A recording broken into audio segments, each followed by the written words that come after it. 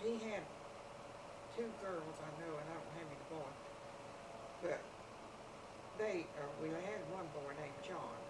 That's one we're John B is the one we're kin to.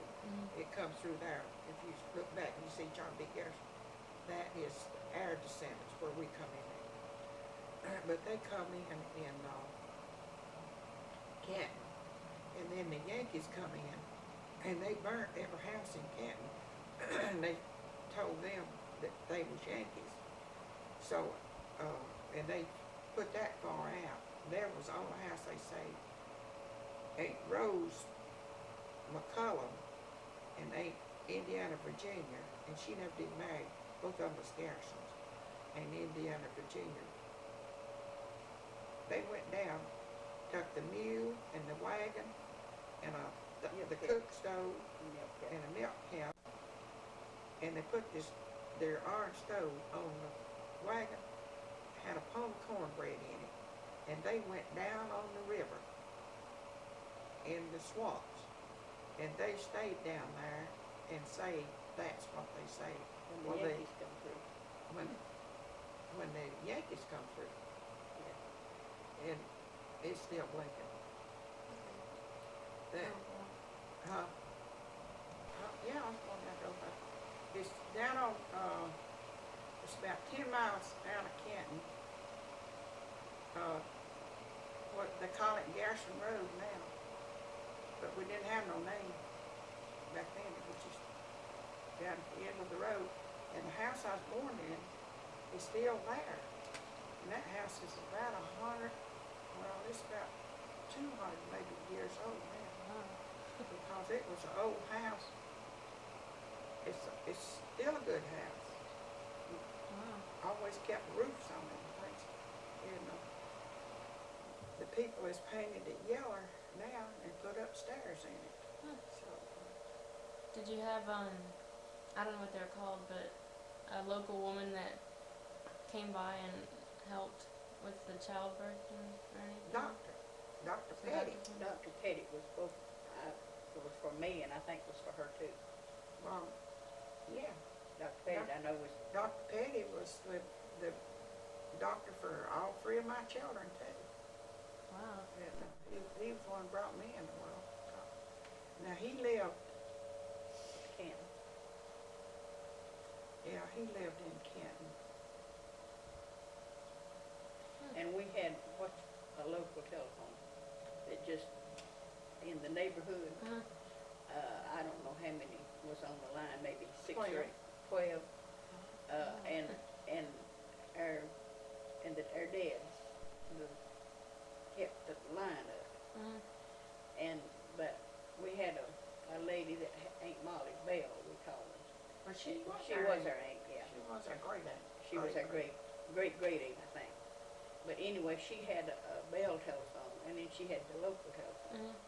So if we needed to call to Canton, we'd call her, and she would call the doctor or whoever we needed. She had two telephones. She had them right side by side. And I have been down in Marietta and couldn't get home, and I'd call her. And I remember one time I was coming from Chattanooga, and I got there after the last bus left going to Canton. So I called home. I called Aunt Molly, and then she called Mother. And usually, if the telephone rang, especially at the odd hour, everybody would pick it up, see what was the matter. So Miss Hasty, she was a neighbor that had one of the local telephones. She picked it up, and she says, "Odell, you go over there and stay all night with Adeline." That was her daughter. And she lived not too far from the bus station. She said, she gave me her telephone number. She said, "You just call her and tell her you're coming to spend the night." I did. And they brought me back to the bus the next morning, and I went on to Canton. But you see, that's the way we communicated with the local telephones and then the Bell telephone. So we was primitive, but we we got around. too bad. Oh. Cause everybody didn't have telephone. Uh-huh. So it was 12 people that had the phones. Pardon? 12 people. Yeah, there's Oh, 12 on the line that had telephone. There was the Bo Perkins and what was Tom it? Tom Perkins and Ain't Molly Bell. Aunt Molly Bell and Hasties, Miss Hasty, and us. And the Beavers, there's Milk And Beavers. Milk Beaverses and did Ida and them have a telephone? They did, didn't they? The Beavers. No, they didn't live by then. They lived over back at Daniel's schoolhouse. Yeah. So they lived, and we had that telephone.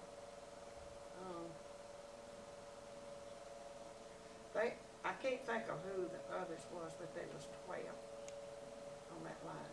So who decided who got the phones? Was it who could afford them? Or? Oh, they Well, anybody get on Anybody if you could got get on. You had this line, you had to keep the line up. That was all the cost there was to it. and then when it thundered and lightning, you went out there and took the line undone. You undone the line And and just just running in on the house. Dropped it down before the lightning wouldn't run in on the house. Oh. And just unhook it. It's hooked like that. Uh-huh. And if we ever saw one of us going out there to unhook it, we'd run to the telephone, start ringing it, it'd shock it. Now, I didn't do things that way. See, Me and Lucille used to shock Joe if he ever done it. I mean, we got him. But if you crank that telephone, it was, now you see, I didn't even it's know on that magnetic, she wasn't big enough. It's on that magnetic thing. And it shocked the far out of you. But if they ever come up with cloud, you'd go unhook the telephone line to keep it from running in the house. And once a year, everybody, the men got together, everybody had the telephone. And they would go repair the lines. If it, if a limb was down on the lines or anything, they'd take it off. Oh yeah. Or if it got broke, they would, fix But it. also if you had a storm, something like that, come through everybody, Yeah. they'd have to go walk it. So what about your other brothers or sisters? How about them? Well, me and Mert is the two youngest. There's four of us. Actually, we had twin brothers that died between me and Mert. Their names was Odie and Otis. Odie, one of them was Jesse And another one was John Wesley. Wesley, yeah. I think it was Odie Wesley and Otis Jesse. Now Jesse was our mother's name, But and Wesley was one of Dad's was name. Dad's name. But Jesse, sometimes it was a boy, and mother's name was Jessie, and if it was a boy, it was Jesse. So that's why they tell it was a boy or girl. Yeah. But anyway, we had getting back to the telephone. We had that way of communicating and getting, outside, and we needed a doctor or anything. And like I said, if anybody, if they heard that phone ringing, our ring was a long and a short. And if anybody heard the line ringing, most everybody went and picked it up to see what it was, especially if it was at an odd time. Now everybody had their ring. It might be 3 longs, 3 shorts, and what you do, you crank that thing. Handle this a little bit. You crank it And a then long, and ours a long and a short. And so whenever you got a long and short, and you knew who was getting a telephone call whenever you heard it, see, and then it rung on all of them.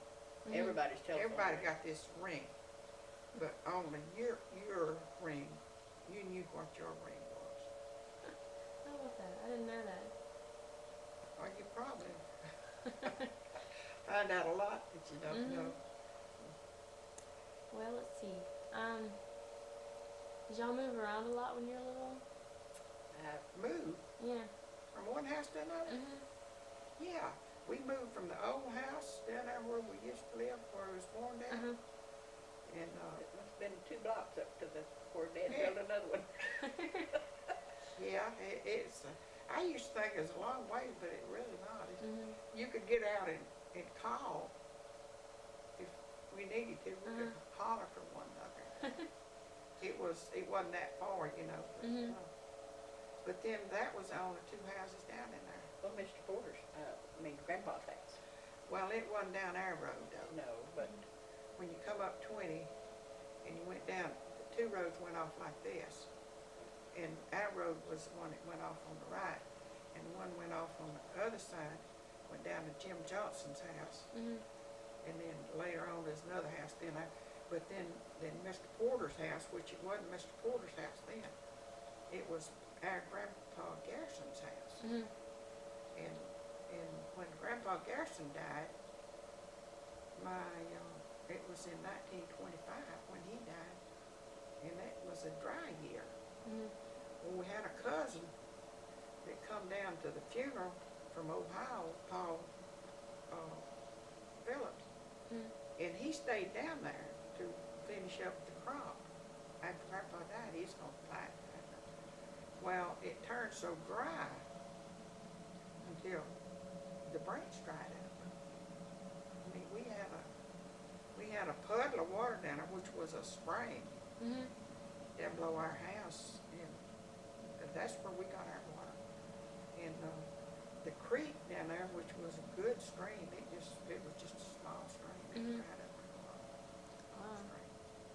But the corn didn't make no corn that year. That year, in 1925, Getter sacks used to be 200 pounds.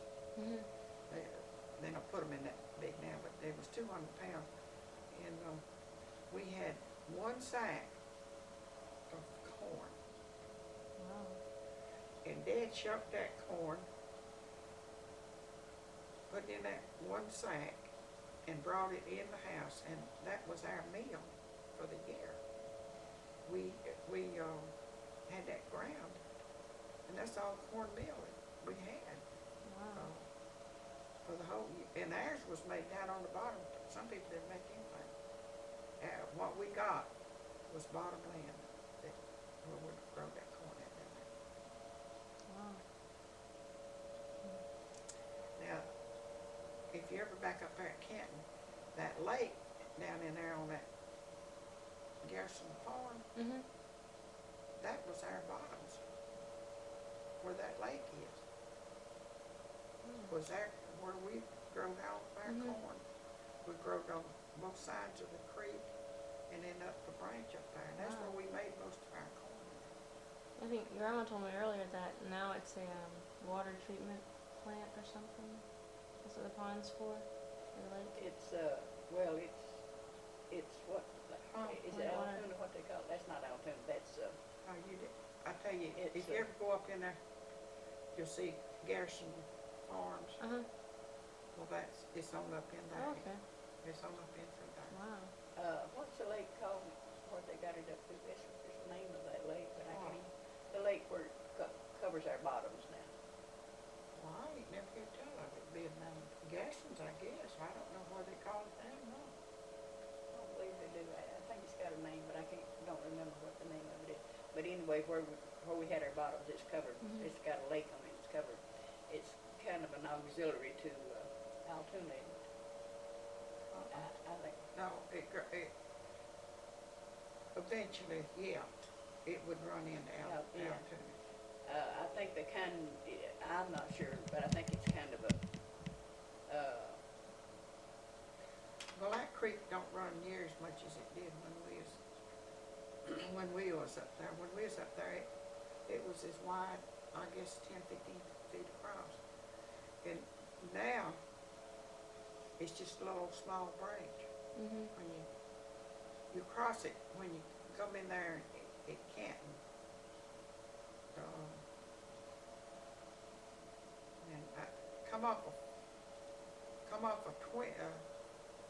I guess it's 575 now, and then you go down in there and come up in through Canton. Last time I was up there was the road you could go in through there. They may have changed it now. Mhm. So what kind of clothes did you wear when you were younger? Did you have a lot? Well, you We didn't wore wear dress- pants. We wore dresses. Mhm. You didn't wear pants, and what I was telling you a while ago, I'd start off with my stockings up above my knees when I was going to school, walking that 3-mile school, and by the time I got little ways up the road, it was down below my knees, and I was literally freezing. My legs were so red and freezing, and I'd cry just about the whole way up that road. It was years later before girls ever wore pants. Mhm. So were the dresses very plain or? Well, No, our mother made our dresses, and they wasn't plain at all. I mean, she was a do good everything. seamstress. Mhm. She put lace on And as far as being dressed, we always had clothes. I guess we was best dressed Wow. people that was around because, 'Cause she could, she knew how to sew. and Yeah. she cut her own patterns. She made cut her own patterns, and She we, get Susan Roebuck catalog down there, this dress in there come in, Mhm. she cut it and make it just like it. and we'd pick out what we wanted our dress to look like Mhm. Out of And- the catalog. out of the catalog, and she'd make it, and she was a good seamstress. It looked just like it when you got through. We always had good clothes to wear. Now, Mhm. as far as us girls, we had pretty clothes. Because mother could take a piece of remnant and make us a good dress. She was a good seamstress. We had cousins that had bunches sheared, bunches there making them fit, Mhm. Yeah, that's She right. didn't. If the seam up here was too long, they'd get it maybe back there, right here, and make it fit. And take up scissors and cut it off. But we had good clothes to wear. So when the Porters moved in, Grandma's. They moved into my Grandpa Garrison's house. Otho bought it. That was Amos's brother. Mhm. He bought the house, and they moved in. And of course, the house had been empty for a while, hadn't it? I think so. Yeah, I'm pretty sure it had. Yeah, it had been. But it was a good house. It was well built, Mhm. and so it was a good house. Mhm. Our Grandpa Garrison, I think he built it himself. Grandpa Garrison built it.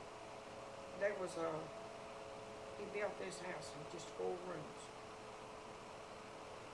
Two this way and 2 that way. Mhm. Then it had porches in every one of them corners. Oh, Yeah. neat. Yeah. And, but the front had porch all the way around it. Mhm. It was on the front of the house. But the back of the house, it just fit in the corners on the back side of the house. But what they lived in, and my daddy was born in, Mhm. was a log house. Now, their house was set a little bit, I guess back in the south side of it was about the north side of that old log house, just Mhm. be about like that. But that old log house had 2 doors in it. And can't remember ever being in the windows in it. But it had a fireplace. Mhm. And, but the 2 doors was on the east side of the house. Mhm. They had one in the front of the house and 1 door in the back of the house. And I've heard my daddy talk about it being so cold, and I think that was the year 1888 when it got so cold. It got so cold, they didn't go, the grown-ups didn't have to go to bed. Wow. And my daddy, he must have been pretty good. Mhm. But they had shucks in the corner of the house back there. Mhm. And that's where them kids slept when it got so cold back there. Now, why they the shucks back there, I don't know. Mhm. But they might know that that's something to keep kids from. I guess. I'm just guessing now. Mhm. But Dad said the little ones went back in there and crawled in them shucks and slept. And the grown-ups, we'd go to bed, and they sat around the fire and kept the fire going where they Mhm. wouldn't freeze to death. And Dad said the trees froze, busted open. Golly. Wow. And he said that, I reckon they stayed around that far. I don't know how many days they stayed around that. Wow. Now, I don't really remember the log house, and I don't guess you do either, do you? Yeah, You remember the log house? yeah. I don't remember the Yeah, I log remember house. that log house. The only thing I remember is the house that, At the end of the log house, there was another little old house, Mhm. and this house had the loom in it. And I'm pretty sure it didn't have a flooring. It was just, you know. But there's where Grandma Garrison had her loom set up. And see, she wove all the cloth. Took the cotton, spun it, made thread, wove all the cloth that they had. Wow. And, but now I can remember the loom being there, Mhm. but I was pretty little when they moved out that loom, I guess. Well, Grandma began to have high blood pressure whenever, and I don't know how old she was when I was born. Mhm. And when she got to have that blood, see, they didn't have no medicine for her, Uh-huh. and her mind would come and go. Yeah. And I guess that was when she quit that with that loom. And by then you could buy cloth. Mhm. By that time, and you'd go to the store and buy cloth. But before then, they had to knit their socks Wow. and weave the cloth. That one now I can remember socks that was, they had knit. knit no socks. So you couldn't get them anywhere else then. Well, now They you were. might could have got them, but if you didn't have the money to buy them, what you Right. did, you used what you had. Well, there wasn't but one store.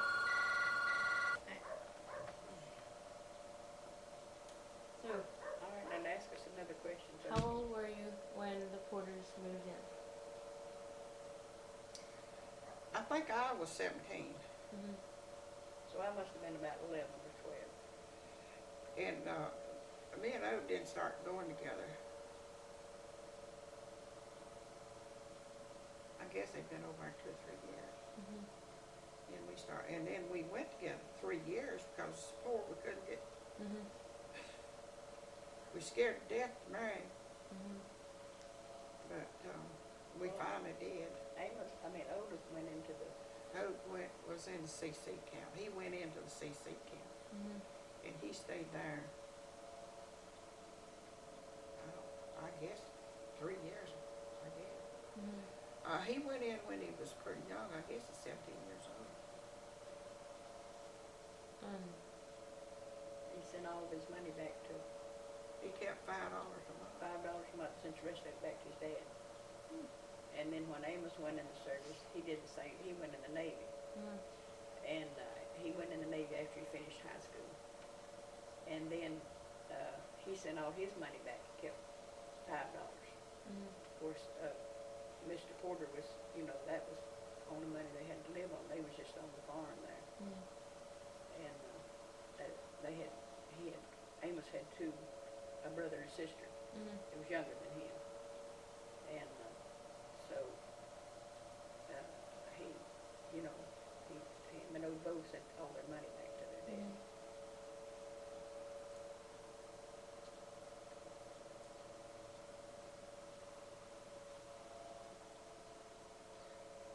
It wasn't that we was poor.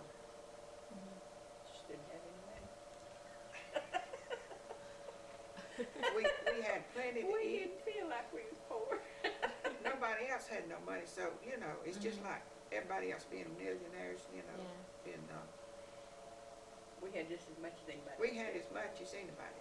But Mhm. now, as far as having money, there was no money. I mean, you get a 5 pound sugar for 25 cents. Mhm. It was 5 cents a pound. And sack of flour would cost you $1, and that was a 50 pound sack of flour, I reckon. And that's about all we bought, a little bit of sugar and a little bit of flour, And then coffee. coffee, yeah. And Buy coffee. Did you get everything else from the farm? Yeah, yeah, everything. we growed syrup cane patch. We'd grow about an acre and take that stuff and cut it down and strip it off and cut them heads off of it. And we brought them heads, which was the seeds, brought them back over and put them in the barn out there, and that's what chickens eat. You feed them some syrup cane heads and corn. That's what they eat to lay the eggs, and the eggs is what we bought the coffee and the sugar and stuff with. And So, Dad would sell stove wood, Dad sold a load of stove wood just about in the he'd sell one a week or two week. two a month, something like that. And he got $2 a load out of it. And he bought the flour out of the stove wood. That's what he got the stove wood out of. And he, a lot of people in town at that time used wood in their stove. They didn't That's all I had. they didn't have electric stove. They didn't have electricity. We didn't have electricity until 1932 is when electricity come in. Now, they did have it in the towns, in town, but but out in the country, it didn't come in the country until 1932. How But- far away was the closest town? Our closest about town, Canton was about 7 miles. And when Dad took a load of wood to town, it took a good half a day to go there and back. And of course he knew when they needed to load of stove wood. And now he didn't just throw this stove wood on that wagon just anyway. It was packed in there, so they had their money's worth. It wasn't just thrown in there willy-nilly. It was stacked in there, so they got their money's worth out of it. we growed strawberries and sold them at times, and cherries. We sold a lot of cherries.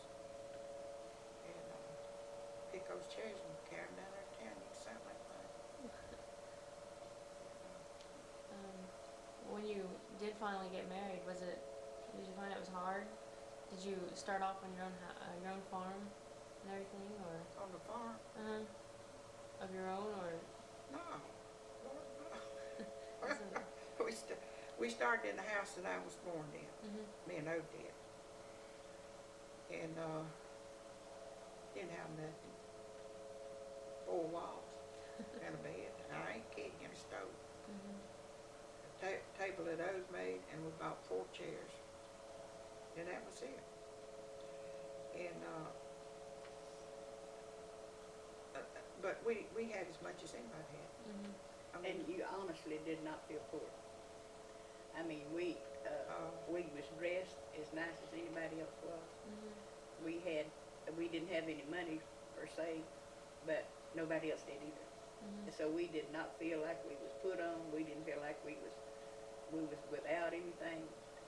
We felt just, everybody was in the same shape. And what we did for recreation, people would come and set up till bedtime and talk, and they just talk, visit. and And kids would play.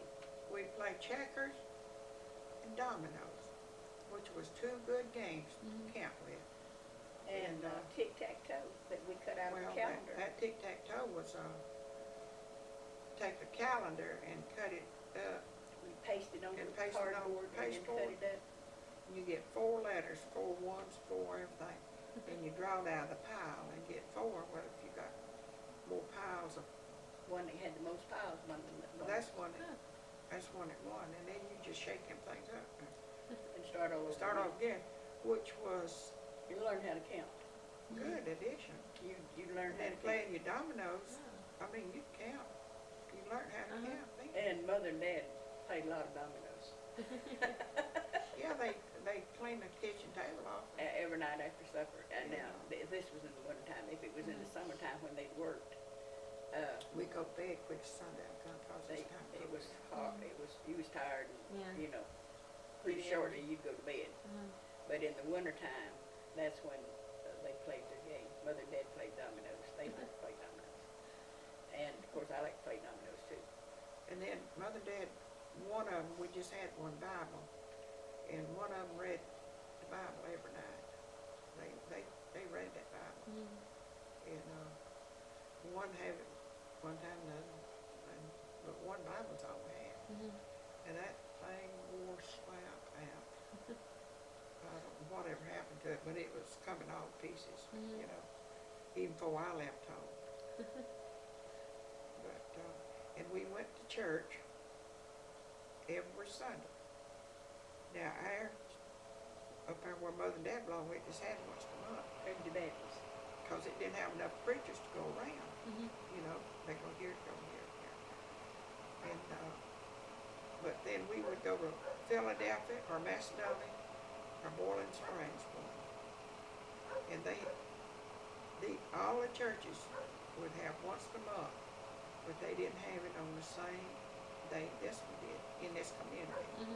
They divided it up, and you go to church, you'd be a crowd there because everybody in the country went to church, and hardly ever anybody stayed at home. I mean, everybody went to church. Now, there might have been some people that couldn't got there, and, you know, they had to walk all the way there. Now, was it, how long was the service, if it was just once a month? Oh, No, they don't like that. about like they are now, but, and then once in the spring and once in the fall, we had all-day meetings, and you carry your lunch, and they just have the regular preaching in the morning, and usually in the afternoon it'd be singing. And that day, there was a crowd there, whichever church you was at, there was a crowd there. But it was, like she said, it was, like our church was third Sunday, but the other churches around was, you know, different Sundays, and so what you do, you just go to, You go to church. you go to church where you go. Did you treat Sundays differently, if it wasn't a church Sunday? Did we walk? Well, we didn't work on Sunday, but We usually always go somewhere somebody comes. either somebody come and spent the day if we wasn't going to church, or somebody But, come. yeah, all the time, if we wasn't going to church, somebody would come. Spend the day, And spend or the we day. would go. And another thing, that they had quiltings back in those days, and the women would go, usually stay all day, and quilt. And they would quilt out a quilt in a day if everybody, you know, the whole community come in. But now, that quilting was necessary because you didn't go buy a blanket. They wasn't no blankets to sell. You had to make your own quilts. And there was a mill up here in North Carolina that did a plaid, and that's all they made for quilt backing. That's all they made, and that's what it was used for. And I guess everybody sold it. I guess that's where they sold all this stuff. And you'd have, on the cotton you put in the quilts, whenever you went to the gin, you'd save some out of cotton and save it out, and bring it back home. That's what Now you that put was after it was gin. after the gin, after the seed Seed was was taken coming out out of it. You'd bring it back home, and that's what you save for the quilt. And they had these Filling the quilt. things called batten. Have you ever seen them? I think so. It had a lot of, Handles on it. it had needles sticking up Uh, on both sides. Randall had one. I give it to Randall. Joyce is probably up at Joyce's, but there's a lot of. It's like a steel comb, you know. It's just needles that kind of fit About together. that. And So you put that on cotton in there, there. and then you Comb do and it'd stretch those fibers out straight, you know, and then you could lay it down on the quilt. And when they got through with it, it was about that long and about that wide. And it was about that long and about as wide as your hand right there. And you just lay them one by one over the quilt. And it wasn't a quilt, was a job. If you wasn't working outside, you was doing on the quilt. And did the children quilt also, or? If you was 12 years old, 10 years old. But you had to be able to put so many stitches. Mother wouldn't let you quilt unless, I believe it was 8 stitches you had to put on one needle, wasn't it? And you couldn't take whole big stitches, she wouldn't let you. But you had to put at least 8 stitches on that needle, and that needle was just about this long. Wow. And that meant you couldn't just make big You stitches. couldn't make just big stitches. You had to make, For one thing, it wouldn't hold up. It's the reason they had the stitches. Mother used to say, I don't want to get my toenails hung in the quilt thread. But, well, a lot of people would just throw it together, and they never did have no cover neither, but you could wash these. And they didn't, you know, they didn't last long, but Mother's quilts lasted. They would, they just last the long. Wow. But And my mother wasn't the only one that did that, but there's some people that did not care what their quilts, you know, how big stitches and all that. well, people just like they are now, honey. They ain't a bit of difference in them. You had people who work, do stuff. You had people who wouldn't do nothing. It's the same thing. So who decided on, who got the quilt? Did someone invite everybody over to make their quilt? No, Yeah. you hung your own quilt up in your own house, and they come down out of the loft with strings, and had 4 poles with holes for them. Well, now you peg these holes right here. Now when you get ready to roll that quilt up, you just roll it, peg it here, and then you could quilt. You see that you quilted as far as you could reach, and then you rolled it up. You rolled it under until you got it where it was quilted, and then you could reach over there and go down and quilt another line, and See. then you roll it again. See, these 2 poles, they hung. They had holes all the way up and down, about that far apart. You put a nail in there, And hold it. and that held it. And these right here, you roll. You start rolling to where you could reach it. You do the same thing on the other side. And then after a while, you come to the middle of the quilt. But this is what stretched your quilt out. It was good and tight. It made good tight quilting. It wasn't loose. It was tight. It was tight. What tightened it up was those holes in here. You pull that And thing you out. had it, and you had it tight. You didn't let it ever get No, slack. you had never it did tight. it. If it got slack, you go peg it up another 2 Peg. inches like it. And that kept it nice and taut, and then you had a good looking quilt. When you got through the middle of it, you know, you could see where it hiked up, and then and like I said, till you got where you could put about 8 stitches on that needle, you didn't sit down with Grandma's quilt. She had good quilts. Did you, like I see the one behind you, it's got flowers and leaves and stuff. Did the ones that y'all worked on, little, Usually And not they that fancy. just kind of patches of It different cloths patchwork and is stuff? what, you know. It was scraps. And we'd take a newspaper catalog and cut a 6-inch square out of the paper. And then you put one piece right across the middle from corner to corner, opposite corner. And that was your middle. And then you take another scrap and put it on there and turn it back down, over. And then you keep on sewing it until you come to the edge of it down there.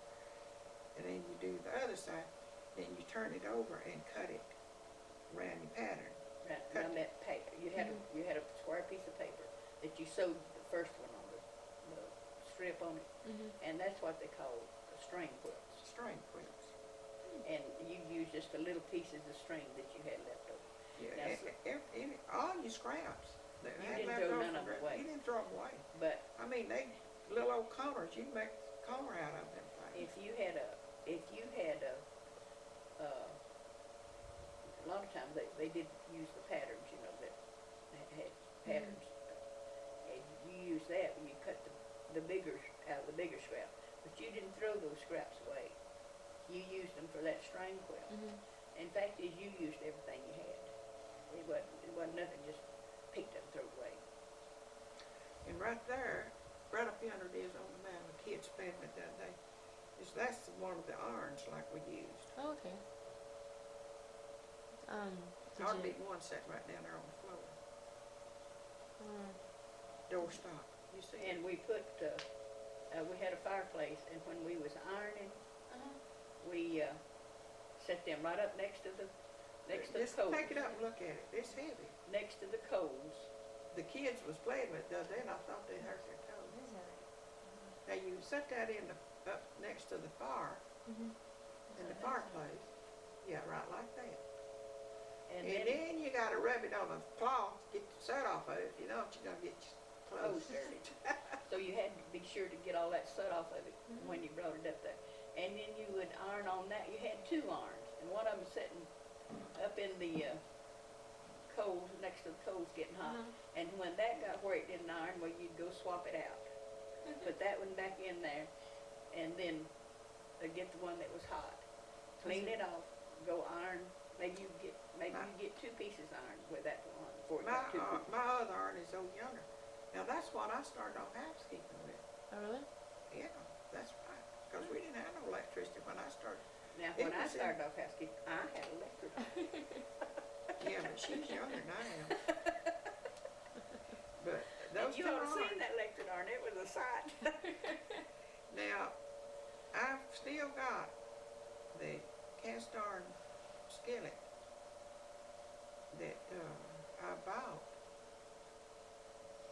And I don't want to put it on record how I got that $1.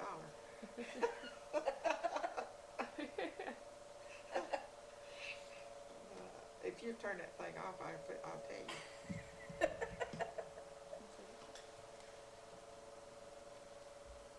All right. Okay, that Cotton Mill Village over there was built. In Canton, it was built. I guess I was 8 or 9, 10 years old. Dad worked on every one of them houses over there. He carpentered when he He wasn't. carpentered, when he'd he come wasn't- in and put the crop in and When he we'd wasn't gather having the the crop. crop, he He'd go carpentered. to town and there's where, you know, we made a living at. Well, money wise. And that's, of course, they paid for their place and, you know, whatever we bought around that thing. But that's where the money come from. He carpentered. But when they started, they had this old cotton mill in Canton. And it's still there, but it's not being in use. Neither one of them's in use. Well, I think they're renting it out or something other for people living it in. The one on they call it the new cotton mill, but it he went over there, and when they built that new cotton mill, then they built that village over there. Every one of them houses was just alike. Every house was. Every house was That just. was just a mill village. That was. And but Dad worked on every one of them houses over there. And but I don't know how many houses were built. They went back up that hill up there. There's a lot of. Well, I reckon they're not there now because that hospital must be over there now. I'm not sure. I hadn't been across there and looked at that in a long time. I don't know, but I doubt the house is being there now because it's been 60s, 70 years, probably 70 years. They probably not even there. But he worked over there, and they built all those houses in there. Now they didn't have no electricity then. You had to saw with a handsaw, and he'd come home and he'd sharpen his saw. And they don't nail like they do now. You nail with a hammer. And his saw you know, whenever he'd sharpen it, one tooth turned one way, another turned the other way. And what he'd do, he'd look down that saw, and if one of those teeth was out of kilter, out of line, he'd go back and actually he'd take the flat iron and lay it up against it and tap it till it got. And I have saw him with a needle, take a needle and let it go right down between those teeth on that saw. And if it do that, it was lined up. If you take a needle and lay it up here and it go all the way down the saw, fall down at the end of it, it was lined up. But Dad did work, carpenter work, and that's really and truly that's how we lived. We lived, and well, it's how we paid for them for that farm up there too. See, Mother had one farm and Dad had another. well, Mother got $800 inherited, and that was from Grandma Mitchell. Grandma Mitchell had land, and then our Grandma Cotton was Grandma Mitchell's daughter. Then she inherited, and then my uncle bought my mother's and her sister's part, and Mother got $800 for her part of the land, inherited, and she took it and bought 52 acres. I believe it was The bottoms. What we call the bottoms. What we call the bottoms. Down there where the lake is now. And the old house. And the old house. And then Dad bought the land. It was 50. Well, it was 117 acres, the whole thing was. And it was both of them at about 50. And then Dad went and built another house up on his land. And then they moved up there. Well, that house was already built. Well, it was part of it built there. Part of it built. They went up there. It wasn't sealed or nothing, but they went up there and Dad sealed that house and built more onto it. And it's a pretty good house, you know, that we was raised in. It's more. And that's where I was born up there in that house, in the one that Dad built up there. Yeah, Odell never did live down there in that other old house, which was called, it still is, I reckon, Old Thomas House. And I don't know where it got that Thomas name. Well, Thomases lived there. They must have sometime or other lived there. They did. And I don't even know who built the house. The old house is, It's still a good old house. It's got great big beams under it like this, about a foot across it, and I mean it's built solid. was you ever up at Randall's when he lived up there on Arnold's Mill Road? I think so. At the reunion? Okay, that's the house. The front of that house and the old house that we born in was the same thing. I mean, when Randall moved in there, he said, Mom, this house is exactly like that old house me and you was born in. Randall was born in. Same house I was. And he said, these houses is exactly like. And I went up there, and they was. Now, Randall built the kitchen, and he put that fireplace in there in the kitchen. And he put them two porches and that other little side room and that bathroom in there. But that front room, on that big old room, that big old hallway, and then two little old bedrooms back there on the back of it. And that was, it's exactly the same house. And they must have built a lot of those houses. That must have been the pattern that they built from. But I'll tell you why they did it. Them old big rooms and that big hallway, it was always a breeze. It didn't matter when. It didn't matter when or what. There was a breeze that picked up and blew through those houses. And they was cool. And they was always cool. You could shut the doors and them things would be warm. So it was the design, and that's how come so many people, so many of those houses ran. We never was hot in that old house down there we lived in. Never even thought about being hot sometime. Of course, they had a big sycamore tree out, two of them a big old Oh. walnut tree out in the back. Two of them out Well, in the we back. had 2 walnut trees and had a hickory tree. And a big old hickory. Had big hickory nuts. And About this big around them about this hickory long. nuts had a thin shell. Only ones I've ever seen like that. Only ones I anywhere have I've never ever saw seen. another hickory nut. And that makes the best cakes you ever put in your mouth. It really did. Wow. They had a different taste than anything I've ever tasted. And I used to make cookies and put those hickory nuts in them. And they would be so good. Just take cookie dough and put some hickory nuts in it. Wow. Did y'all travel a lot? Travel? If you Well, call Going to Obey Kent? Mom, Going to Kent? I know, after you got married, you went to Cuba and Oh, yeah, but, all over the place. yeah, oh, when I, before I got married, I went to Chattanooga and went to work in a hosiery mill, Davenport hosiery mill. And I worked up there till I got married. And then, of course, after we got married, Amos was stationed, well, he was stationed in Miami the first year. And then, let's see, he went to, he left there and he was going overseas. And I went home and he went to Jacksonville. And while he was in Jacksonville, he got called flight twice. And then we went to Natchitoches, Louisiana. And he was out there in flight twice. And then he hurt his back wrestling. And from Natchitoches, he went to Athens, Georgia. And I believe in Athens is where he hurt his back.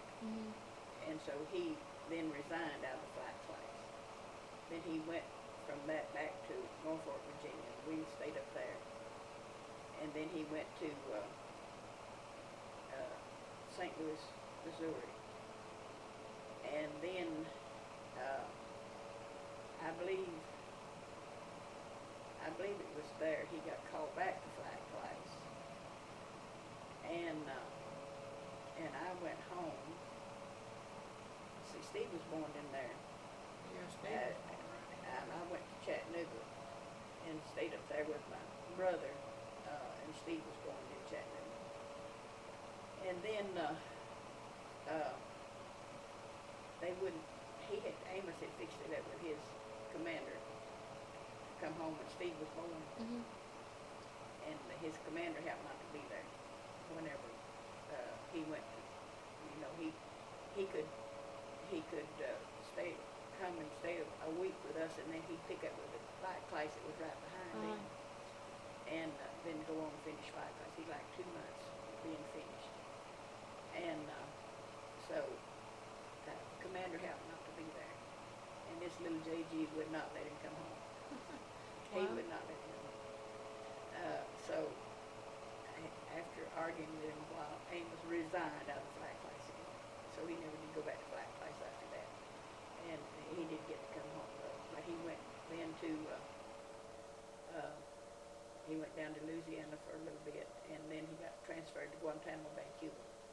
And from there, me and Steve went down and stayed with him down there, I believe about 18 months, till he got transferred again.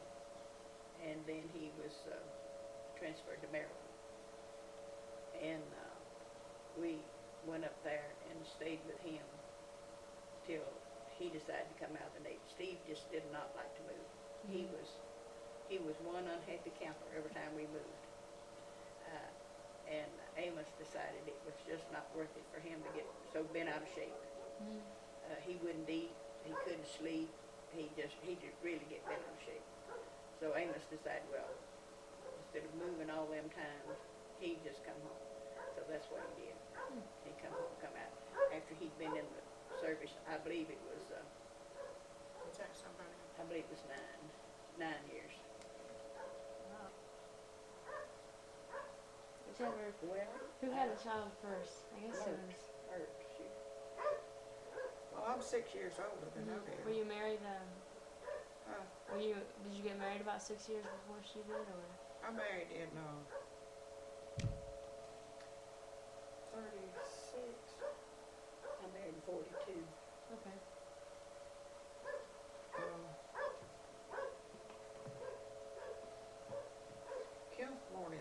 37.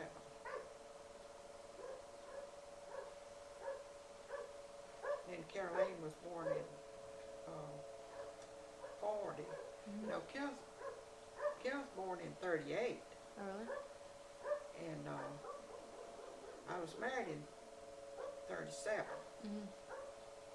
And Kenneth was born in 38, 40, Caroline, in 42, Randall was born in 42. Hmm.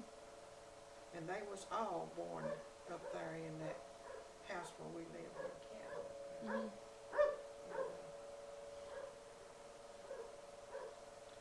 We just had the doctor, come out to the Uh-huh. house, and Dr. Petty, same old doctor that brought me into the world. They come out, he was the doctor. Uh-huh. So, but after Randall was born, Ode was working in the cotton mills at Canton and just making $19 a week. Mm-hmm. And we couldn't hardly live. But time we had 3 kids, Yeah. So he waited. He knew he's gonna quit working down there and go look for another job. So he waited until Randall was born, and then he come down here to Griffin, Mm-hmm. and he stayed 3 months, and he went to a trade school down here in Griffin. He come back and see the wars begin to start, and the 7th of December in 1944 is whenever that war broke out, and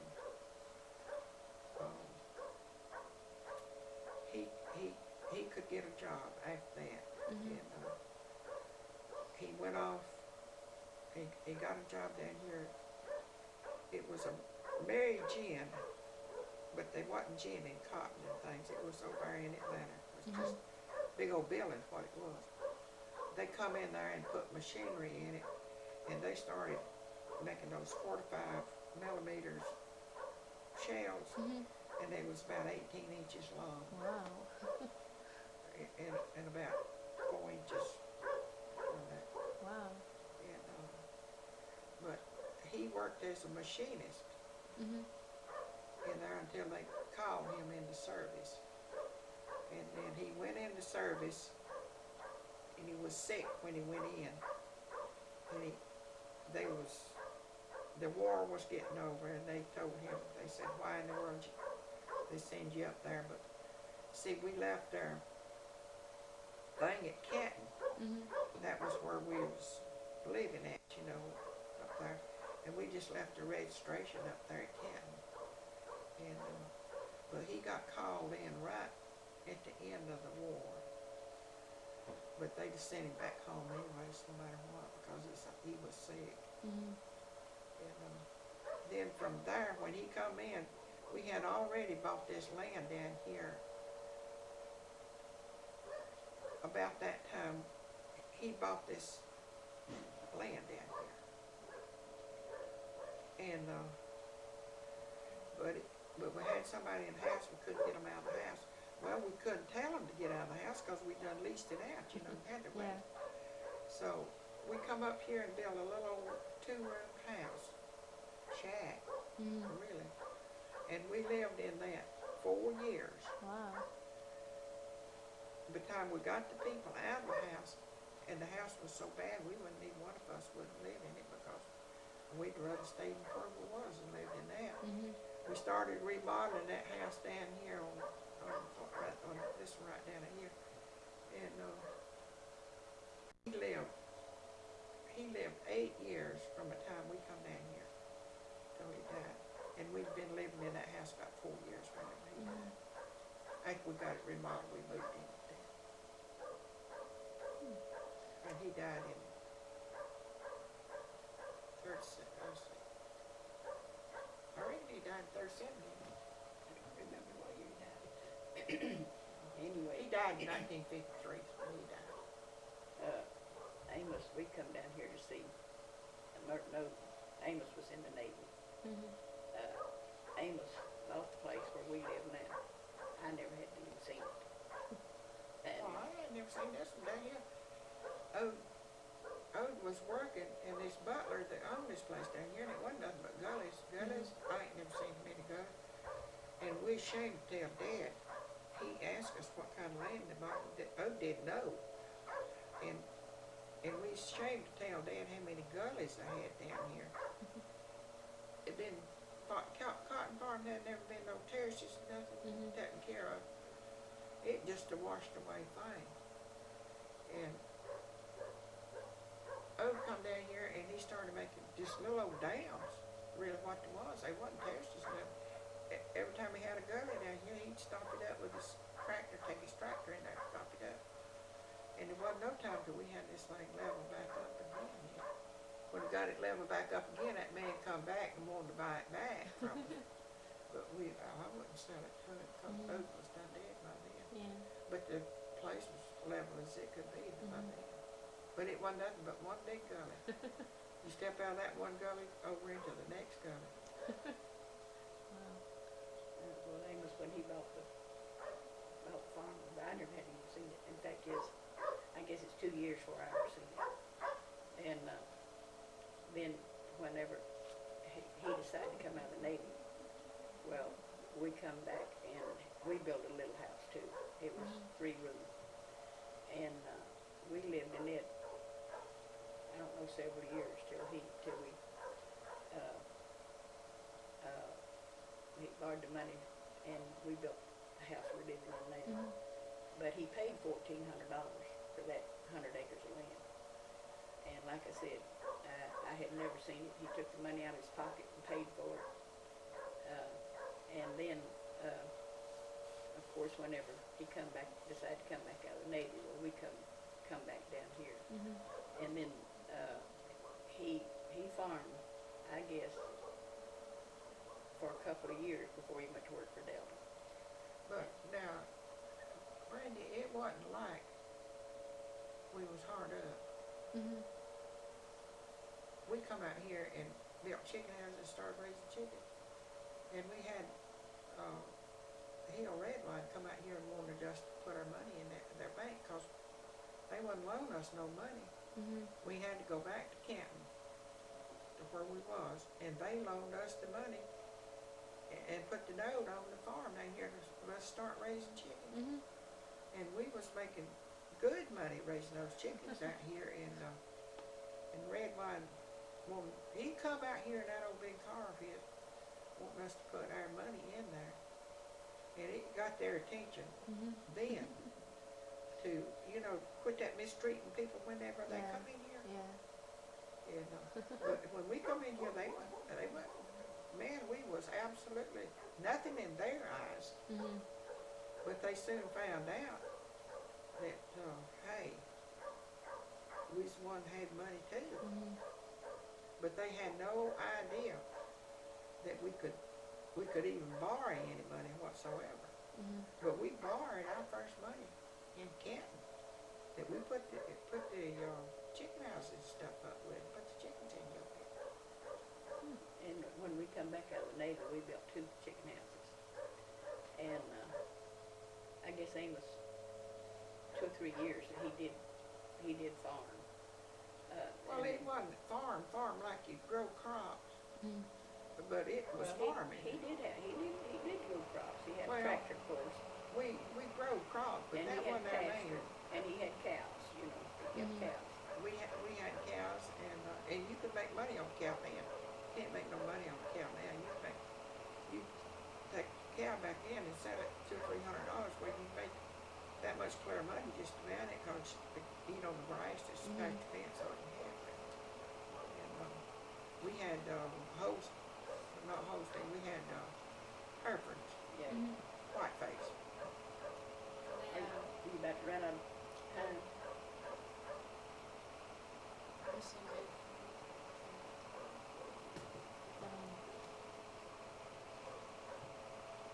Your kids were born a couple years apart, weren't they? Yeah. Steve was born in 45. David was 48, Eddie was 50, Mark was 54, Beth was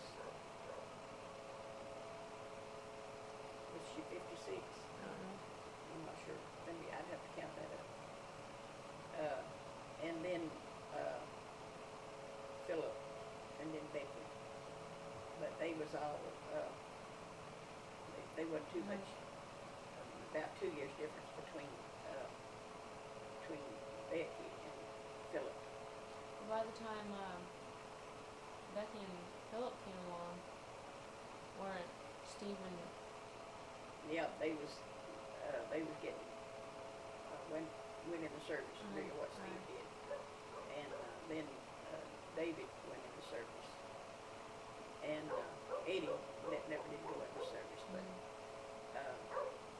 Steve and David had about 4 years. Well, now, at that time, they had to go in service when they got 18 years old. They was drafted. All the boys, if you got 18 years old, you registered and they called you in and you went. You know. But now Randall never did have to go. Kenneth went. You know. But by the time Randall got there, that was over with. But I guess Steve and David Both of them was drafted into it. and David, of course, went to Vietnam. Steve spent his time in Atlanta. Did he? We went down to his induction in Columbus, down at Fort Benning. No, Benning's in Atlanta, isn't it? Anyway, Columbus. And then he was Stewart, I guess. no, the Stewart's down in Augusta, I think. Yeah, But that's anyway, right. he was up here at Benning then, spent his whole time up here. And him and Allison got married while he was in the But service. did they? They were. And he lived down here in one of the famous, they did in one of the Really? famous renter houses. Did they wait a while to get married? Pardon? Steve and Allison? Or Well, I I don't, know they waited almost. Was it 8 years or so before they had Sheila? yeah, they waited a while after they got married before they had Sheila. But, she worked at Sears. And he was in the service and he come out. Was that when he started to work for the Forester Service? Or was that before he went into service? That's where you went in. You worked for his Forest Service, wasn't he? Yeah, and then he come out and I think he started working for He worked in Atlanta in the schoolhouses, like the same thing he's doing down now. here. Oh. And then he'd come down here. And honest to goodness, I doubt whether we had any kitchens much. There wasn't that many. There might have been 2. No, I don't guess there was but 1. Wow. There probably wasn't but 1. When Ode died in '53, that's where I went to work at, in the schoolhouse. And there was a grammar school and that high school that burned up, which was in front of the, Gymnasium. well, it's right there on the road where you turn to go down into the gymnasium. It was right up there. And right there at that graveyard. And I was, you know, when that schoolhouse burned up, I was in that kitchen up there. Took the stage in the auditorium, took the stage and put a kitchen in. And I started running that kitchen after Ode died. And we was friends with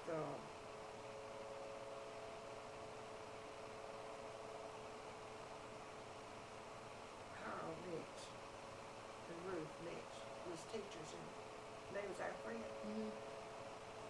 And while Ode was dying, they was out, Ruth out the house, you know, cooking and doing everything. Mhm.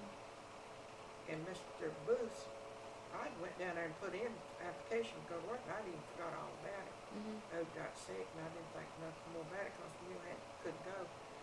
But after he died, then he sent word that day when he died for me to come on to work. And that was 3 weeks. He died 3 weeks before school started. And that's where we went to work. I went to work at up there on that stage. They put a kitchen in up there. Huh. And I fed 100. We had 130 kids in that school then. That was high school. I don't know how many. I don't know what grade it started with. That was all of them. It was 130 kids. And I was feeding 125 of those kids in there. I say feeding them all, but 2 or 3 of them. Wow. And but then that schoolhouse caught on fire, and I was pouring water. What happened was, in the auditorium they had built a stage up, like this, and underneath the stage was just empty. Well, they took some old curtains, and why they did that I don't know.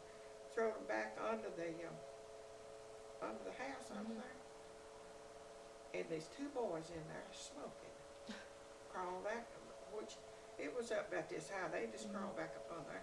Them 2 boys in there smoking, and they set them curtains on fire. Well, we saw the smoke, and I was pouring water to help them boys get that fire out there. Somebody come by and opened the doors in the auditorium, and somebody opened the front door of the schoolhouse. Well, it's just like a chimney. I mean, to tell you, all we could do is grab stuff and go. My car was headed right up next to a tree. I got my car out, and they come down there with a fire wagon. The men jumped off so fast. Well, they got the hose wrapped around the tree. They jumped off before they ought to, pull the hose off with them. They pulled the hose around the tree. They had to go back around the tree to get the water to going in there. They couldn't get the water in there. And by that time, it was done too late. Yeah. I had cooked. We had old army pans. It's about this big square. I had cooked one of those things full of banana pudding. That's what we was going to have that day. And them boys come in there and got that banana pudding and got the spoons. And they had taken it into the graveyard out there. They had sat down on the grave. It had a slab over it. And set that thing out. And when the fire wagon got through and everything, they had every one of them spoons, just one by one. That pan was completely empty. But they had, every one of them, they didn't put their spoons down. They just, everyone set their spoons up around it, and it's sitting out there on the graveyard. And my truck's what it was. I had to get that thing and move it. And I think I had to move it twice. But it was very confusing.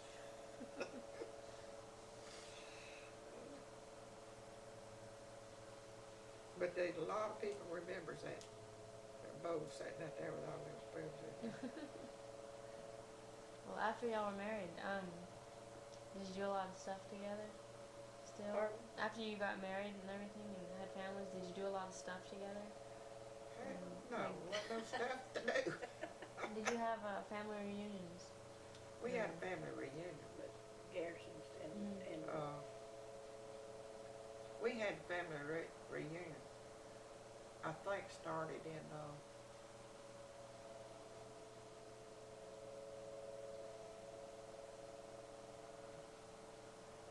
I put it down on that picture. I think it's 48. you mean the Porter reunion?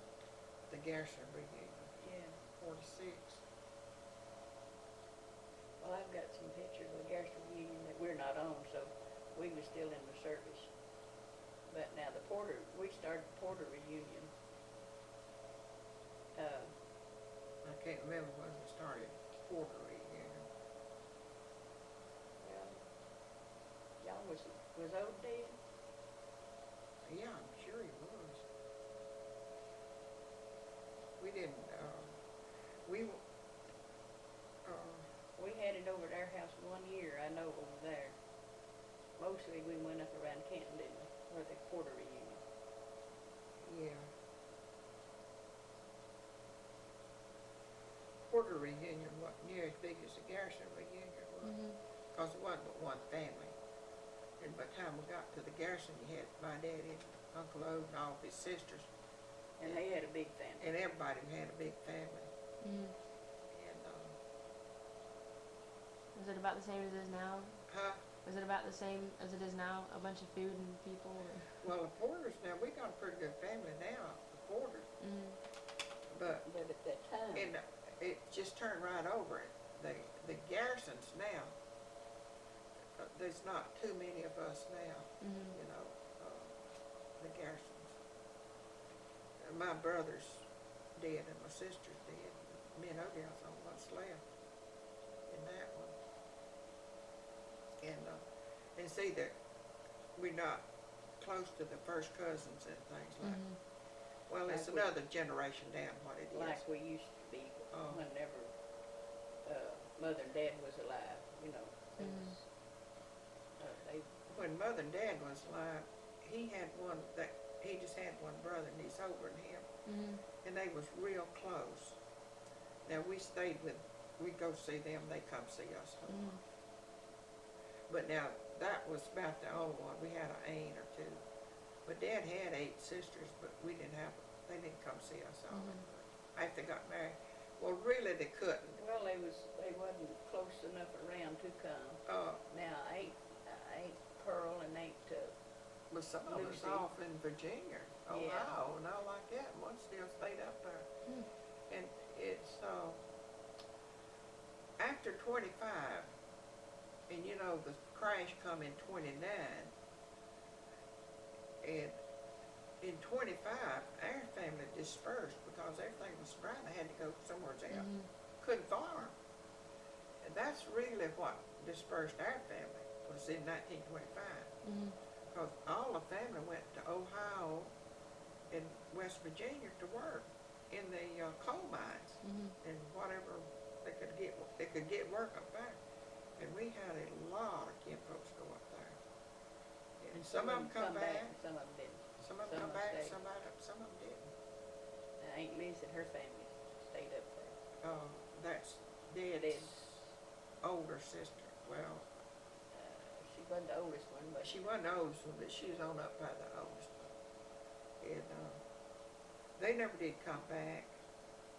But the Garrison, right in there is when the Garrison family dispersed, you know. And well, hey, everybody else did. There was a lot of moving around then. We wasn't the only family that moved around. And some of them never did come back neither. But, you know, when Brandy, when we was talking about Mother and Dad a while ago, now Mother and Dad always kept their, just let me tell you this, they always kept their finances separate. Oh, really? And they'd buy groceries. And they'd sit down and they'd say, one of them say, well, I'll buy the flour this week and you buy this week. But Mother kept her bank accounts herself. Dad had his bank accounts. Mother always managed to have more in her bank account than Dad did. They never argued over it. They never fussed over it. But they would, you know, whatever had to be bought, they would divide it up the weekend and buy it. Wow. And Mother kept her bank account, and Dad kept his bank account. And that, from the time that I can first remember, they kept their finances separate. They didn't argue about it. They didn't fuss about it. They just kept it. They just kept it separate. Well. And of course now, you know, me and Amos never kept ours separated. Mhm. And I'd have been in bad shape if I had. But listen, mother, she sold eggs, she sold butter, and however she managed to keep more in the bank than Dad did. Well, now I'll tell you where I think Edwin went to. I think he gave it to Uncle Ode. Well, he was generous. Uncle Ode was a preacher, Mhm. and that was his brother.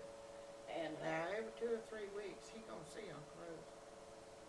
And I know he never did say, but I know he and Uncle Ode never did stay at home. My goodness, life he was gone.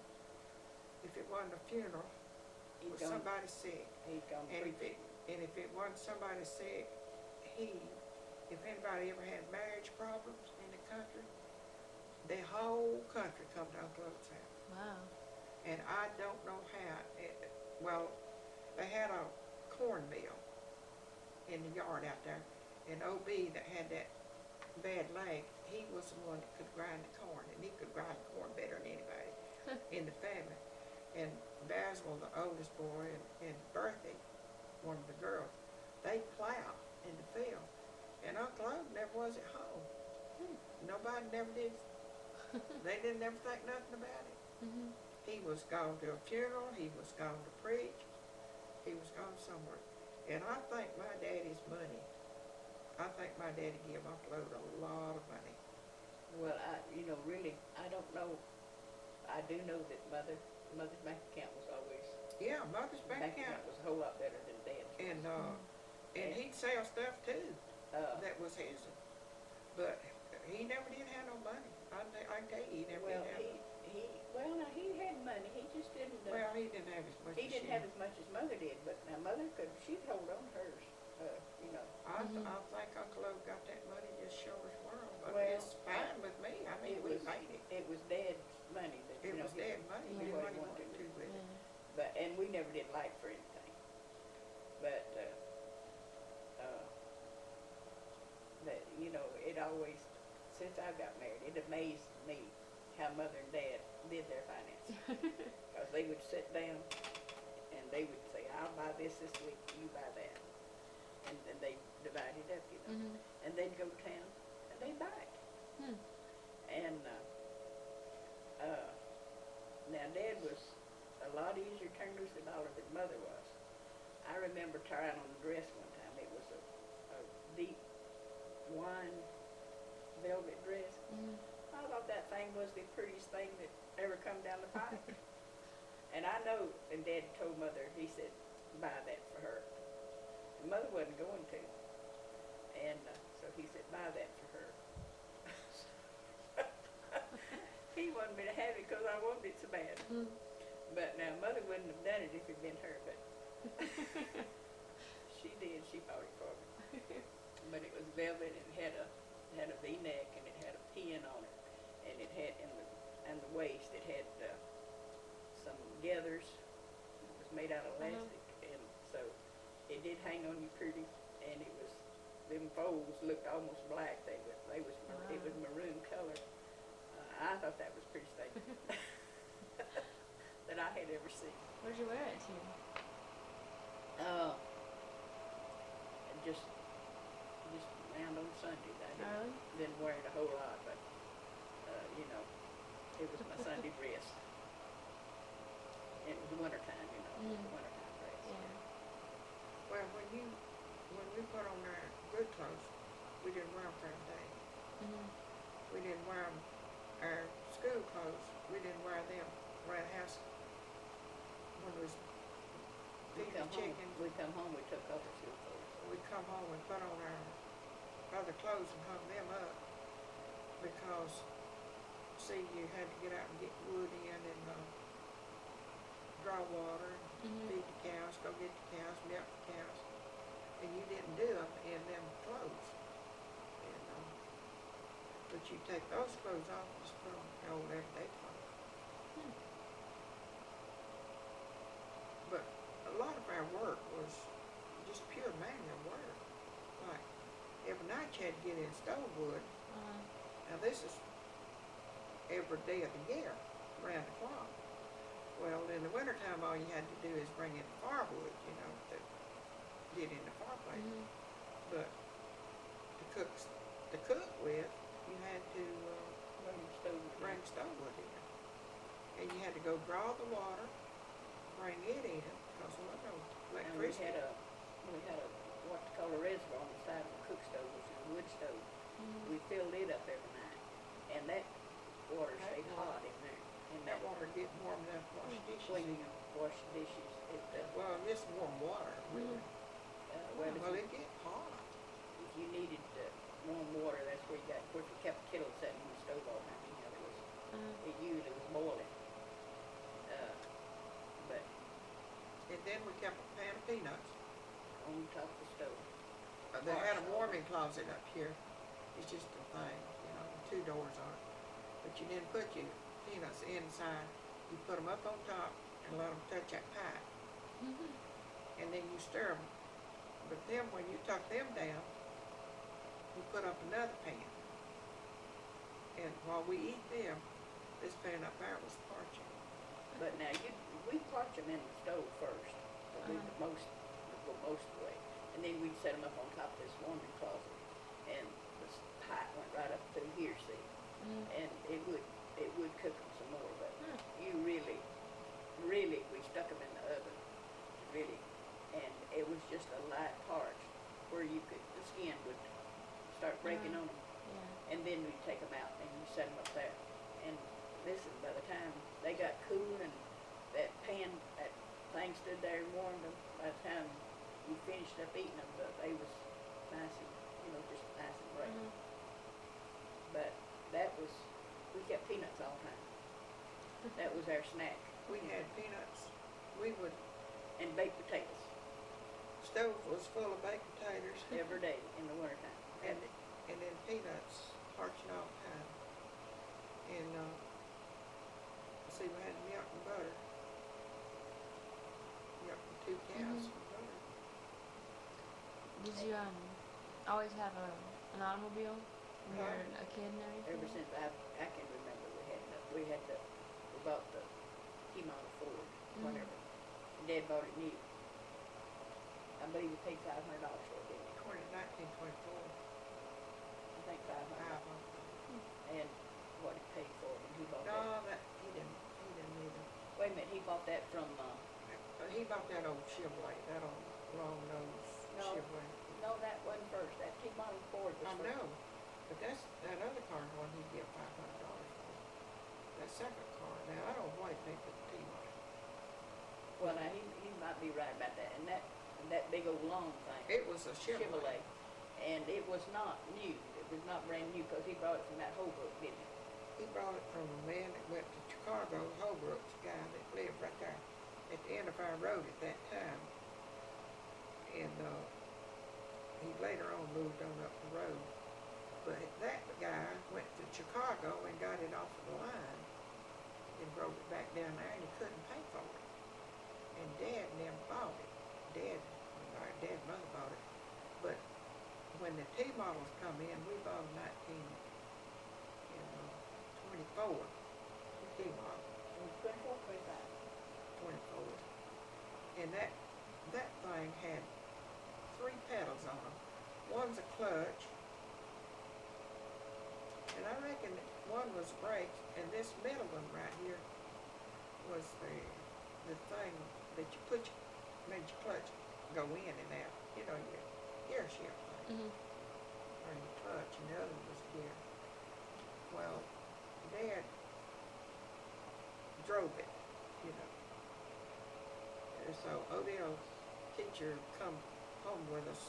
That's what they Teachers used to come home with you was spend the night. spending the night, because that's where you got acquainted with it. Because people couldn't go, you know. Mother would say, tell your teacher to come home with you to eat supper tonight. Or tell your teacher to come home. She tells a couple of days in advance, come home with you a couple of days in advance. They come home to stay all And night they'd with come us. home, we used to stay all night. Or they'd come home and eat supper with us. So So, you know, that was just natural for 2 or 3 times in school year for your teacher to come home. Wow. And then, she come home, as Odell's teacher, Lonnie Owens, she ain't never married, I don't reckon she ever did marry. But Dad said, I'll put your He car was up. coming up a storm. He said, He's gonna put it in the barn. in the barn. Well, he went out and had his old Lebanese shoes on, and he hadn't drove no T-Mobile Ford in a while, 'cause he done went up to the Chevrolet. And it had the gear shift up here. And, he got his foot hung between that thing and couldn't get it out.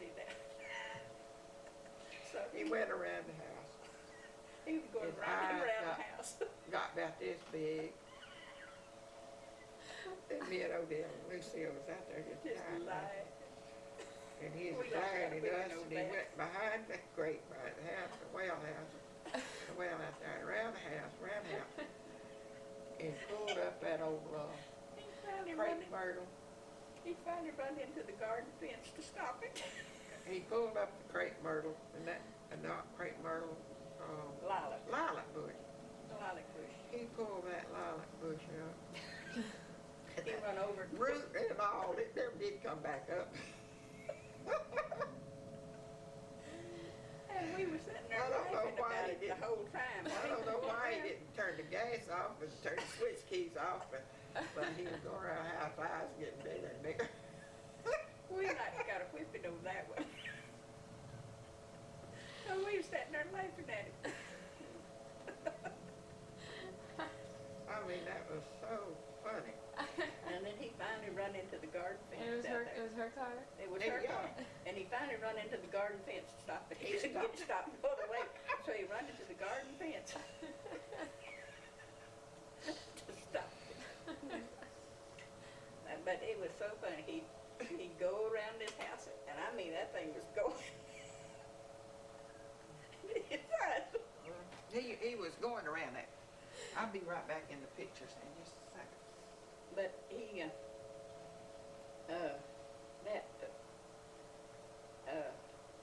when that whole shebang got over, we nearly got a whicker from sitting there laughing at him. So. But it was so funny. But Miss Lonnie Owen, she'd tell me, she'd say, "Tell your mama you're going home to stay all night with me tomorrow night." And I'd go stay all night with my teacher, you know. Oh really? Yeah. Well, that's neat. And so the principal was D.B. Carroll and his wife, May Carroll. And so they never did come stay all night, but they would come and eat supper. Mom would say, "Now, tell them to come tomorrow night and eat supper with us." You know, she'd give them a day's notice. And they'd come and eat supper with us. But you did that all the time. I mean, all your teachers come, like I say, spend the night with you, eat supper with you. Well, see, they didn't have no way to go. And the mothers and daddies, now Dad would go to the schoolhouse. Dad, if we ever had trouble in the school, he wasn't a trustee, but he went to the schoolhouse. And, In fact, I guess all the parents had more to do with the schools than they do oh, now. wait, that's right. Because they kept the schools up, they kept them going. Somebody'd come in and do whatever had to be done, and it had wood, and they'd haul wood out all summer long. Everybody'd haul a load of wood. If you had kids, you hauled a load of wood to the school out. And we'd have a big old wood pile out there, because it had 4 stoves. It had 4 rooms, 4 stoves. And when we went to Buffalo, we had 3 down there, and had to be 3. Well, all schoolhouse, same thing. They put that wood, and if you have kids going, you've got some wood up there. It was just like that. So, but one time, Timmons was up there at Macedonia. He was going to give these boys a whooping. And he got mad at them 2 boys, and he grabbed the axe.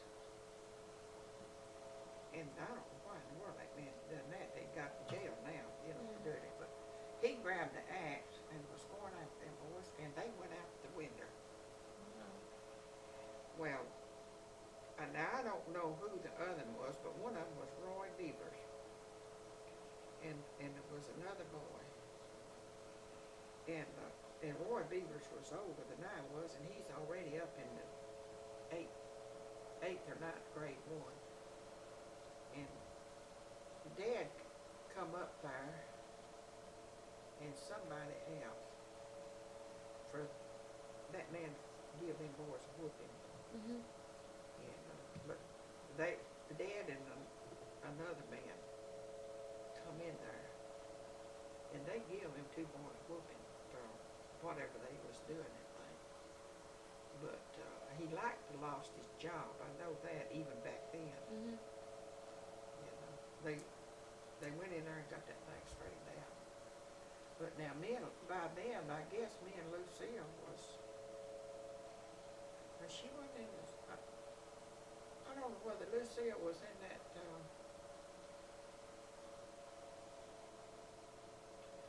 Other room up there with them or not.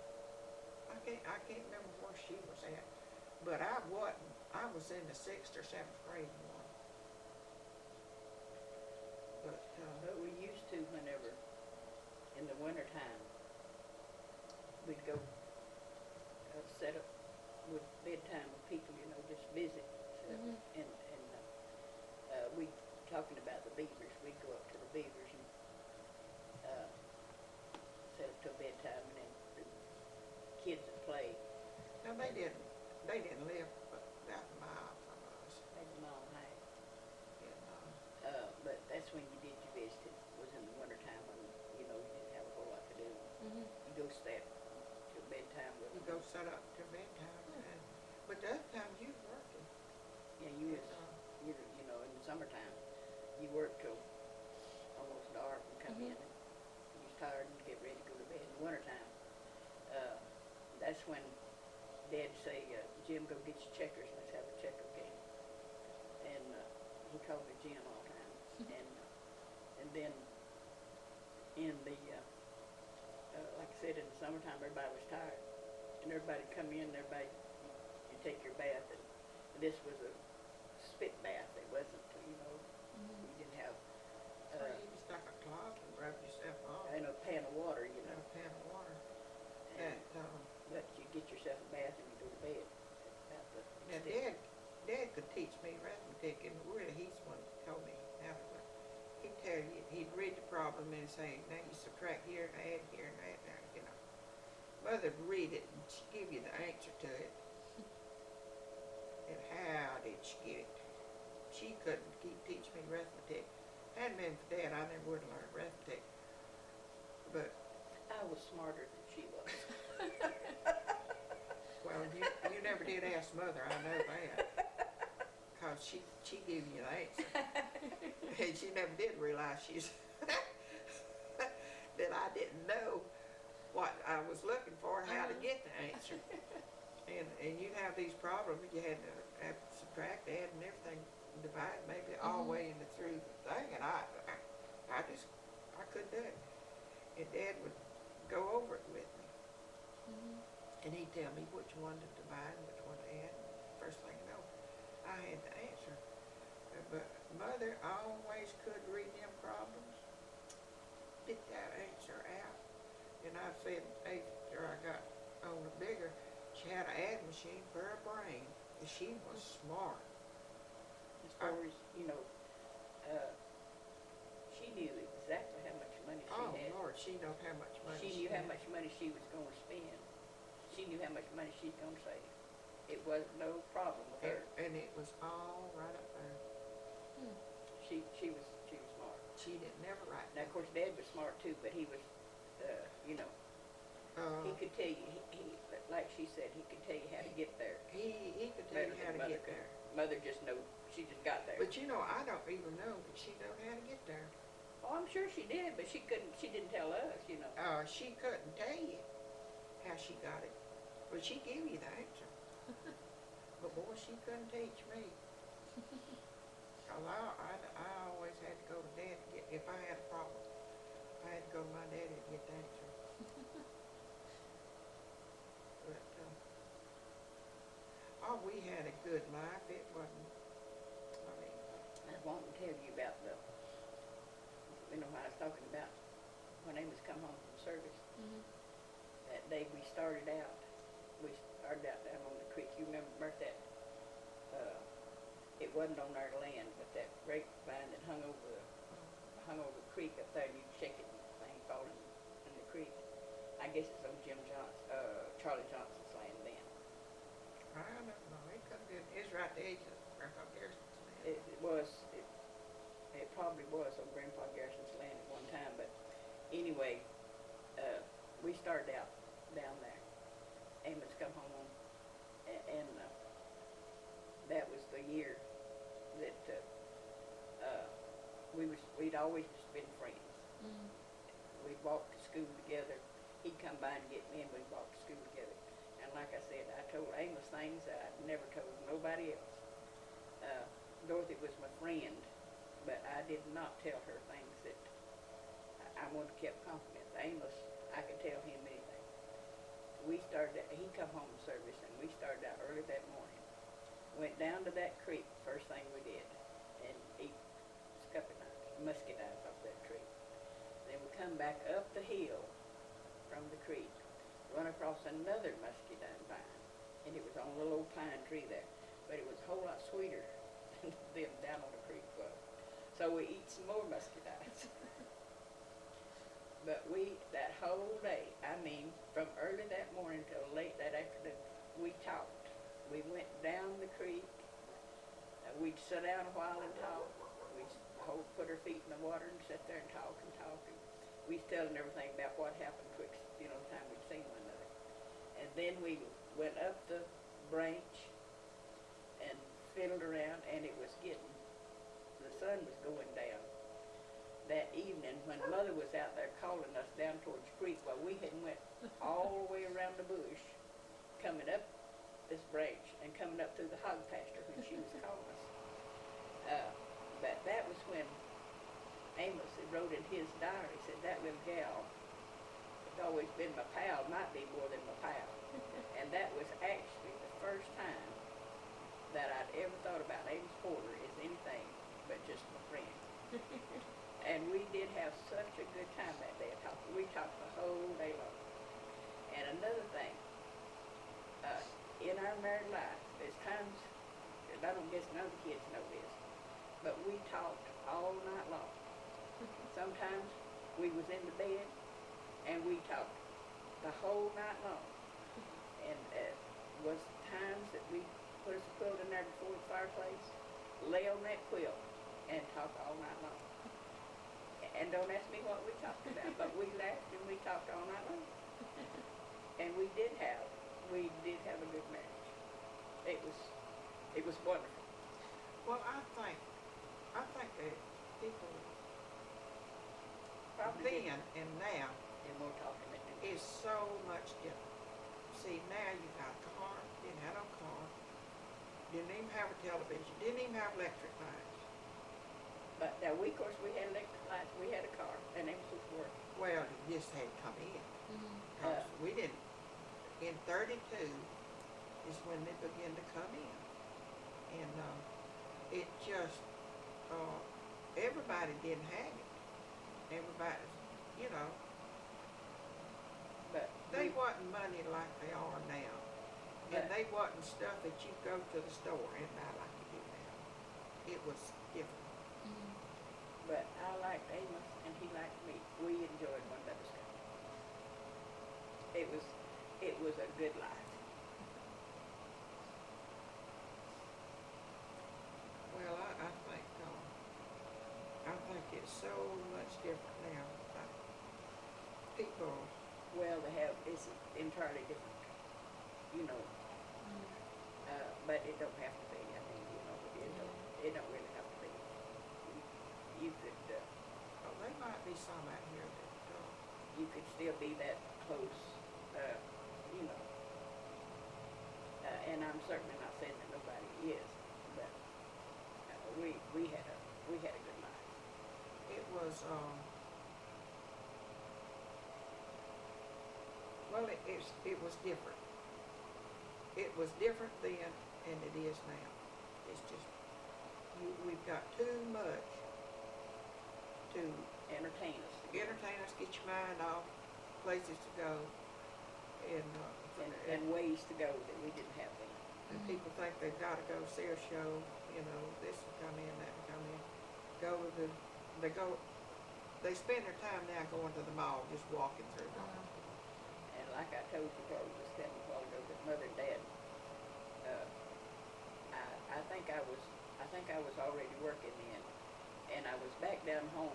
Either they changed from silk to nylon at Davenport Hosier Mill, and I know I was laid off for a little bit while they was changing over the machine, and that could have been the time when I was back down home. I don't know, but I know I was down there working on the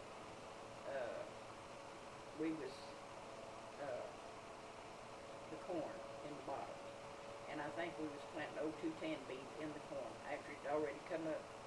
I think that was what we was doing. Anyway, we was working, and Dad and Mother told me, that's when they told me, said, you'll marry Amos Porter one of these days. I said, it'll never happen. He was just a friend, you know. He was just a friend. You know, talking about the M0210 beans, what it was is the bean, it'd have a little bean on about that long. Soybeans, what they call them now. Yeah, call them soybeans, but they had 3 or 4 beans in them. But you cut them when there's green, and them beans wouldn't shed out. They'd stay in that pod, and then you fed that to the cows in the wintertime. Oh, really? It was good cow feed. Yeah. And, We'd stack them. and so Like this. what you do, you go cut them M0210 beans and just stack them up on You'd have a cross piece like this on a pole with a cross piece like this on the bottom, and you just start keep stacking them on there, and they dry. And that brings inside and out. then they wouldn't get wet. And then The water just run off like that. and then when they got dry, Dad could come along and get them off that stack, and then put them in the ball, and he fed them.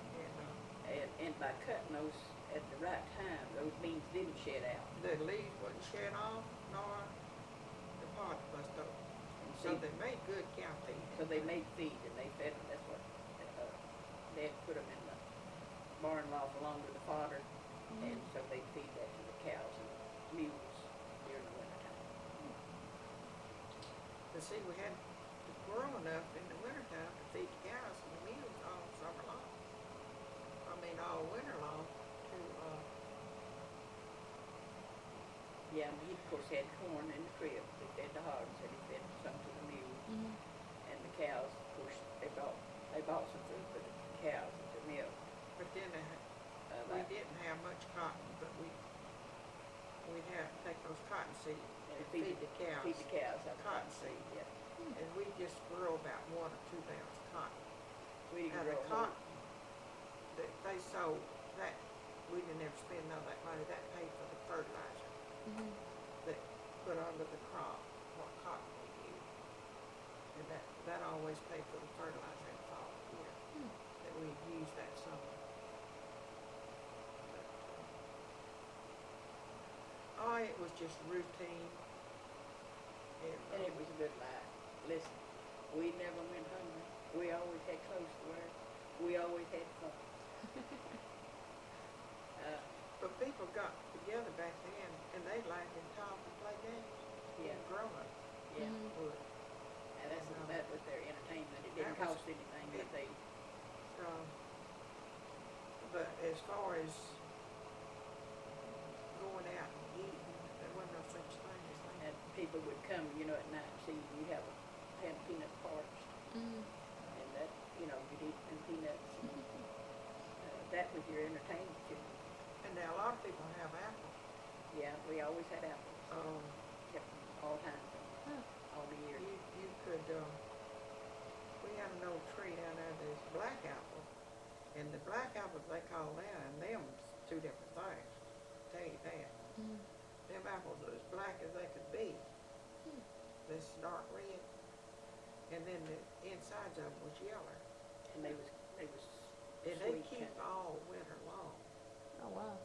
And, We'd Lord, wrap them in paper, newspaper, and then you stick them on the bed. and put And they stayed just like that. All winter All long. winter long, they would keep, never no worms in them, never. We didn't even have You worms in apples. You know, you didn't have worms back then. We didn't have worms. And, of It's course, now amazing, there's but we some didn't. apples that we fed to the hogs, like those little green things. But them was cider apples, what they call cider apples. Yeah, and you make cider. Now, apples. what you talk, they just gobs of apple, them cider apples. But you fed the cows and the hogs, and what you did, they had the cider press, and now, old Grandma Beavers, she's the only one that had this cider press.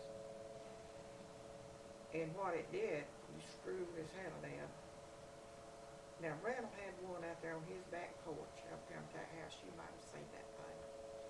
You Yeah, screwed yeah. it. Huh? All right, that's what they had. I guess he's still there. You put them apples in there and you do this, and that juice run out down through there. Well, buddy, that made you vinegar. That is what you made your own vinegar. And I tell you, I ain't never been so sick. Wonder hadn't killed me. We was over at Grandpa Garrison's, and Ned and Merle ought to have known better. But they washed out a new tin tub. Oh, Mhm. They just took the thing and washed it out, and they put that apple cider in there and that. made them sick. They From like that killed me. galvanized tub, really, They like to kill me. If Wow. I started vomiting and my valve started running off, and we was over at Grandpa Garrison's, they called Dad. Grandpa, I don't know where Grandpa was, but Nanny and Merle was too scared. They never did tell Grandpa Garrison what they had done. Because Grandpa, they ought to have known not to put that stuff in it. Dad come over there from their house, they called him. He come over and got me, and I never laid on his shoulder. Going over there, I couldn't even raise my head up and say I was poisoned. Mhm. But my bowels started running off and I started vomiting. But I was so sick. Mm. If they had put that in that new galvanized tub, and I dropped some of it. And that galvanized it poisoned it. It's With poison in with that. that, acid in those But apples. Wow. if they had put it in anything else, of course now they was grown, and ought to have known better. Mhm. But boy, they didn't tell Grandpa Garrison what they done. Were you the only one that got sick, or I were you the only one that got sick? Wow. think I might have been the only one drunk any of it too. Huh. I was just a little old kid around with them, you know. Uh-huh. And they was making it, putting it in that new tin tub. I remember them washing it out and putting it in there. And I guess they didn't. And I guess they didn't figured out what made me Didn't. sick, and they poured it out. I'm sure they see did. it. They just probably didn't think nothing about it being acid that they put in Uh-huh. that galvanized tub. Yeah. Hmm. Yeah. Well, if you've got about all you need Yeah, this that's day, it. Did you think about it? Well, I guess I don't know how long it takes. Did y'all want to say anything? I guess that's about got it. Now we're It's- going It's back. blinking now. Mm-hmm. It's recording. We're going back to when the white people first come into Cherokee County. And our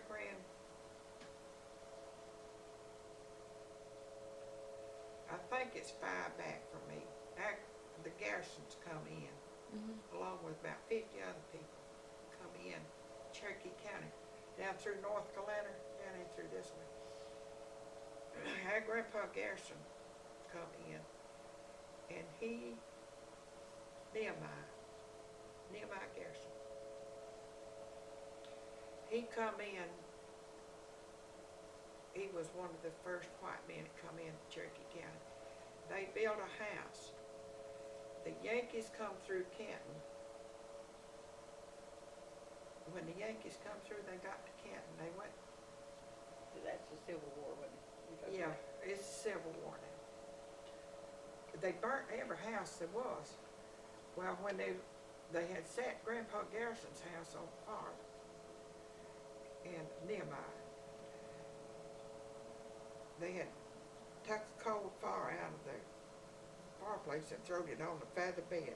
Into the bed was fixing to burn that house up. Grandpa's house up. Well, the grandpa come by and he told him, he said, he was